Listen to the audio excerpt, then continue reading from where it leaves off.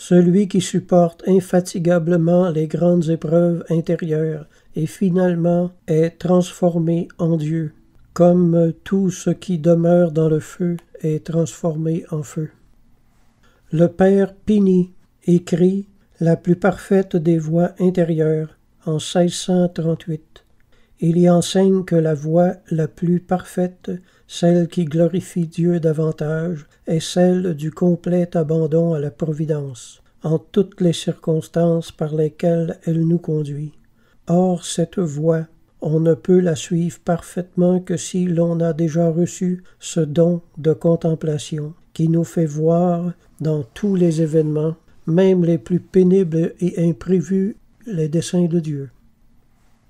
Dans son livre « La présence de Dieu », il écrit « Il n'y a pas de disposition intérieure meilleure, plus avantageuse, plus consolante et plus sanctifiante que cette sorte de présence d'union par adhérence, par acquiescement et par abandon à la divine volonté.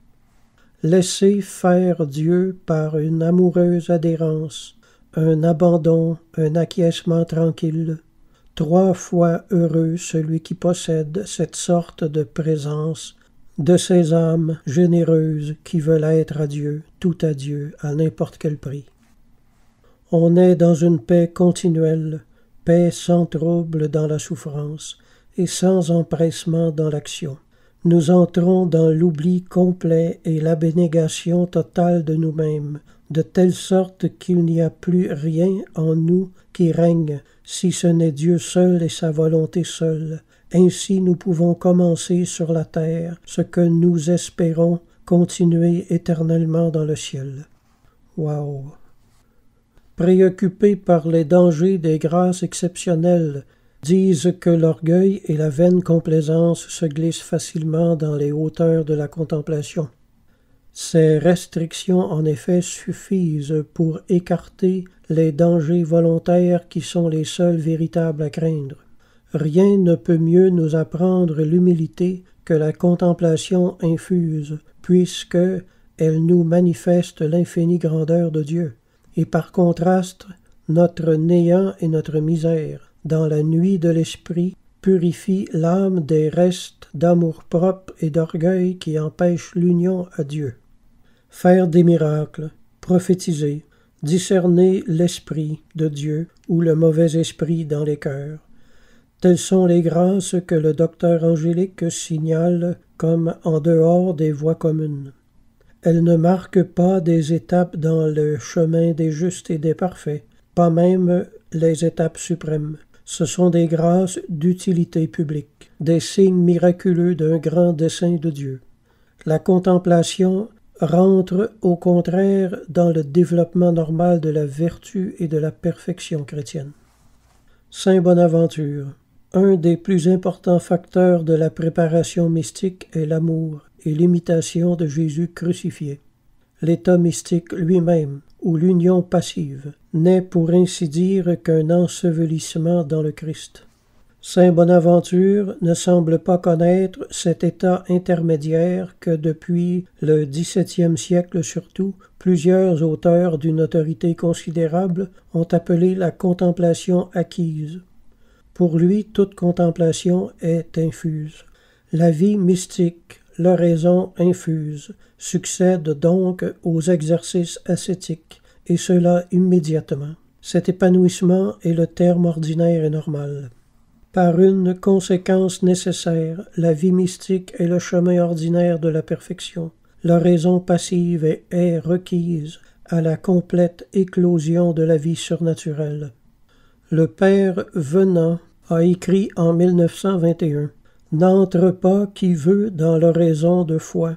C'est Dieu qui doit y introduire les âmes, et quand il les y introduit, c'est pour continuer ensuite de les mener graduellement à des oraisons plus passives encore. L'oraison de foi.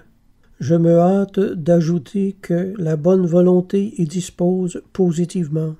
Saint Jean de la Croix dit que le don de contemplation n'est pas un don réservé, c'est un don voulu de Dieu pour tous les baptisés. La contemplation n'est qu'une forme de prière toute recueillie, toute silencieuse, et qui se fait en nous. Saint Jean de la Croix a écrit « Dieu n'élève pas à cette contemplation tous ceux qui désirent l'atteindre en suivant le chemin de l'esprit. Il n'en prend pas même la moitié. » Mais cela veut dire, comme le remarque sainte Thérèse, qu'il y a aussi beaucoup d'appelés et peu d'élus. Ce n'est certes pas que Dieu veuille limiter cette grâce à un petit nombre d'âmes supérieures. Son désir est plutôt que cette haute perfection soit commune à tous.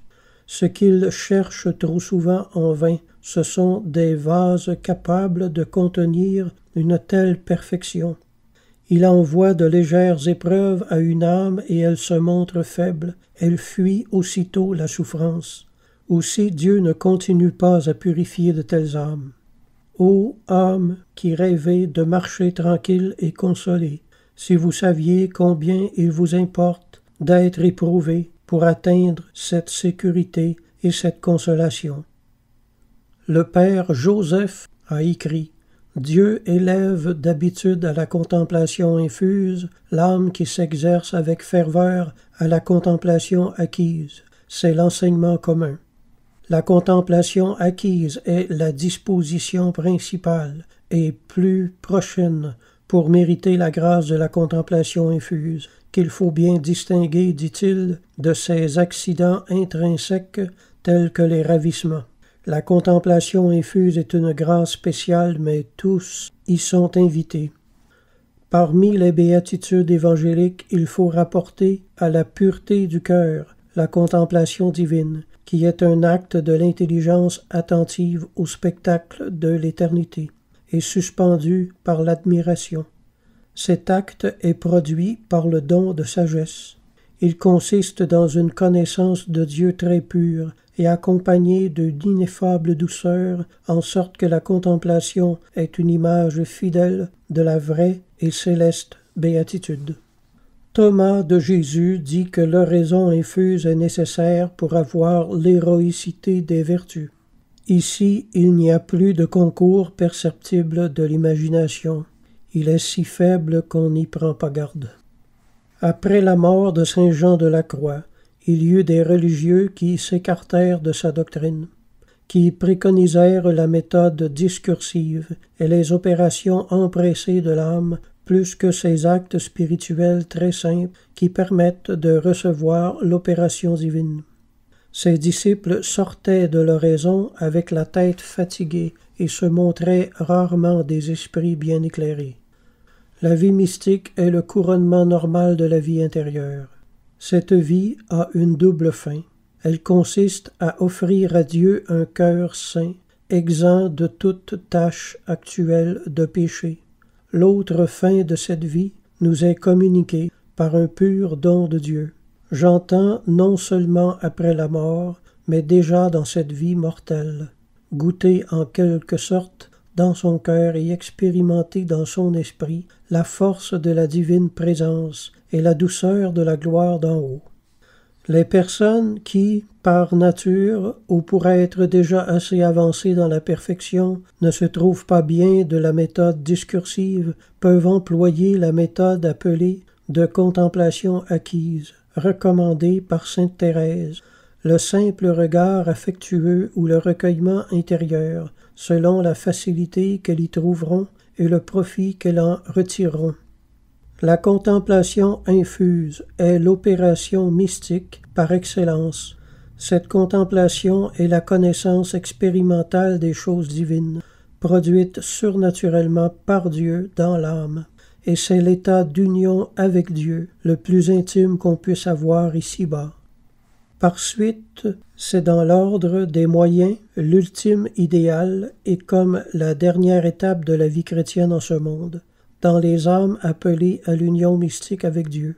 L'état de contemplation se caractérise par la prédominance croissante des dons du Saint-Esprit et par le mode suprahumain avec lequel s'exercent toutes les bonnes actions.